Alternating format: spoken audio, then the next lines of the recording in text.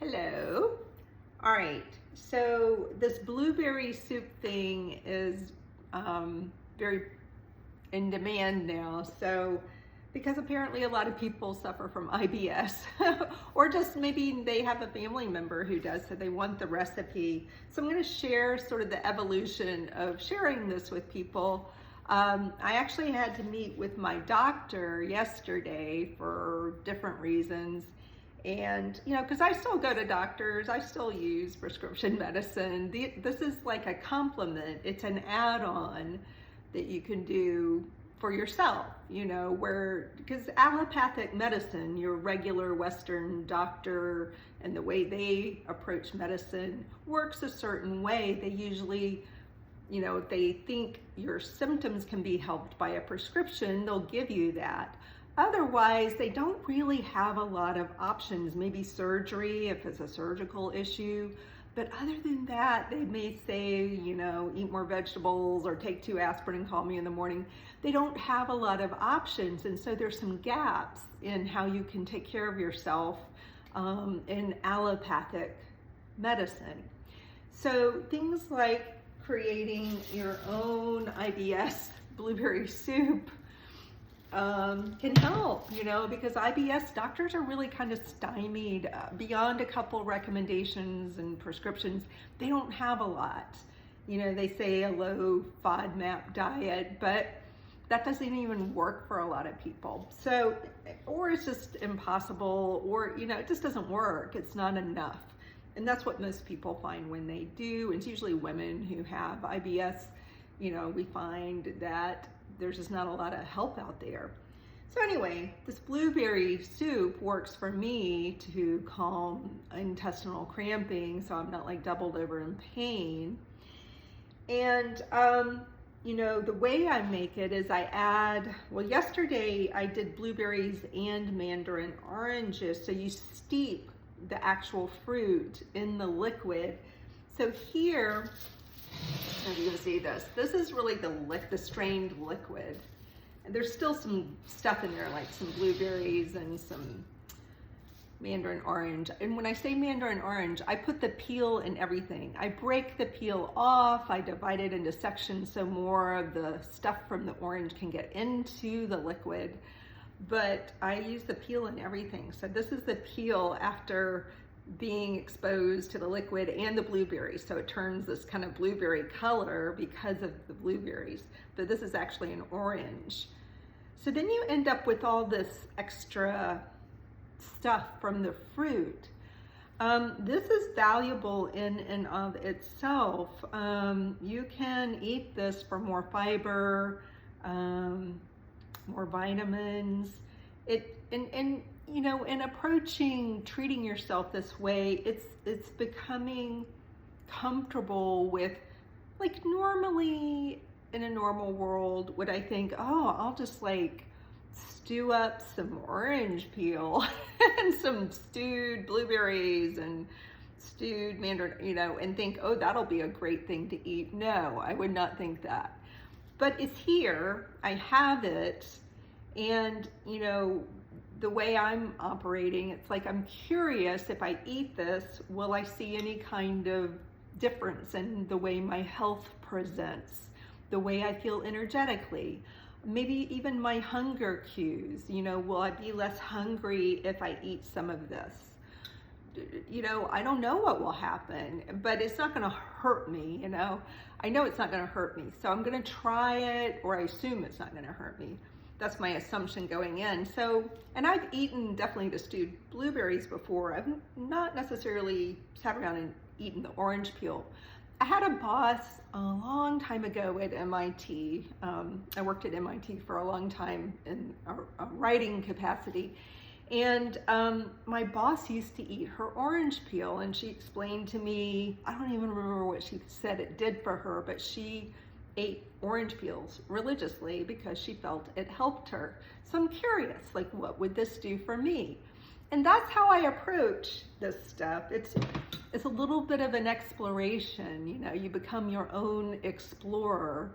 You use caution. Obviously, if I'm allergic to a food, I'm not going to go down that route. I'm sensitive to dairy and gluten, so I'm not going to explore glutinous foods or a lot of dairy because that would be stupid. So if you're sensitive to oranges, or citrus, or blueberry, don't go down this pathway, because it's probably not the healthiest thing for you. So you have to use a little bit of common sense based on what you know about your own body. But then being a little bit exploratory is, I believe, the way humans are supposed to interact with their environment, food-wise, nutrient-wise, and even medicinal plant-wise, is being a little open to the process within reason. You don't want to hurt yourself. If you're allergic to a fruit, don't eat it just because I'm eating it. So anyway, I just want to explain that, maybe the stuff left over may have some value. So I'm going to explore and see, I'm not going to eat this whole bowl. That would be way too much. But I'm keeping it. I'll see, if I eat a little bit, what happens? What happens? What do I notice, and turn on my observation skills? Also today, I'm super tired because a member of my family had a hospital emergency yesterday. She's fine.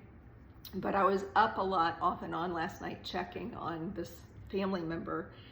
So this is my tea, my hot water maker. And so I'm gonna add some tea to this blueberry stuff that I make, this liquid, and just have kind of a blueberry tea. So it's like an energy drink. And the funny thing is I just happened to meet with my doctor yesterday, and I was explaining to her that I went off my IBS medicine and I was going to do this blueberry thing instead because I found it worked better and it didn't have side effects. And she's like, tell me what's in it. And so I told her, and she's like, yeah, she had actually heard of something like this. She's an ultra, one of those 100-mile runners, where she'll run 100 miles. She does, outback, the kind of camping where you just basically walk into the woods with nothing, maybe a compass, maybe a piece of flint, and does major outback, way out in the woods, kind of, hike out 30 miles into the middle of nowhere with no campsite around, and then you camp. So she's just very hardy and kind of exploratory herself in the sense of her, physical activity. She's pretty strong and does a lot of extreme stuff, or it seems extreme to me. And so she said she's actually heard of doing very similar things like this, where you brew up some fruit, you throw some maybe honey in there and some other things, lemon, and this is actually very fortifying and healing for people who do extreme stuff. It does, she said, the properties of what I'm making, it makes total sense to her that it kills cramping. She said that's what it's designed to do for people who do extreme sports. And so, it's interesting that my intuition guided me toward doing this, meaning my body knew that this would work, and then it turns out there's evidence and, stuff out there that backs up what this does for me. So it's not just some weird thing I came up with, which I think is very reassuring. I love that I'm now discovering other people do something like this. Sometimes what I don't mention, I don't have my salt shaker, hang on. But she mentioned, in addition to honey and fruit and liquid and maybe some spices or whatever, some cranks of salt. So I definitely put salt, not a lot. I don't even taste the salt when I drink this, not at all. The salt can bring out the flavor. That's one reason I used it, so I wouldn't have to use a lot of sugar or something else.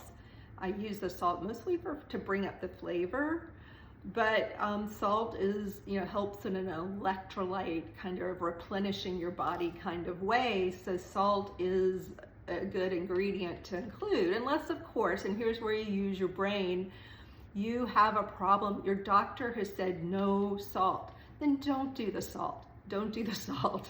You have to use, your common sense about your own body. What works for me may not work for you, but if none of this stuff to be bad for you, you could try it and see, and it may or may not work.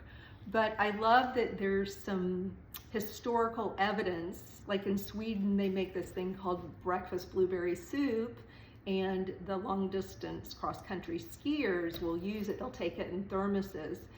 I love that there's evidence to back this up. There's historical, data that shows that this does work for other people too. And I just came upon it through an intuitive exploration of what my body needed.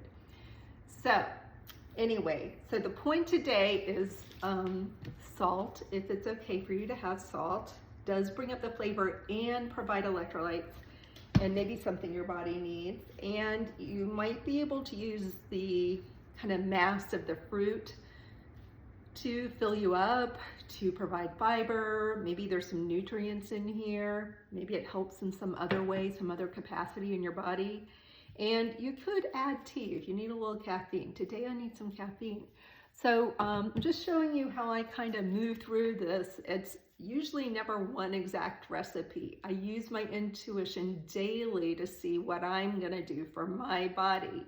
And I encourage you to do the same. All right, take care.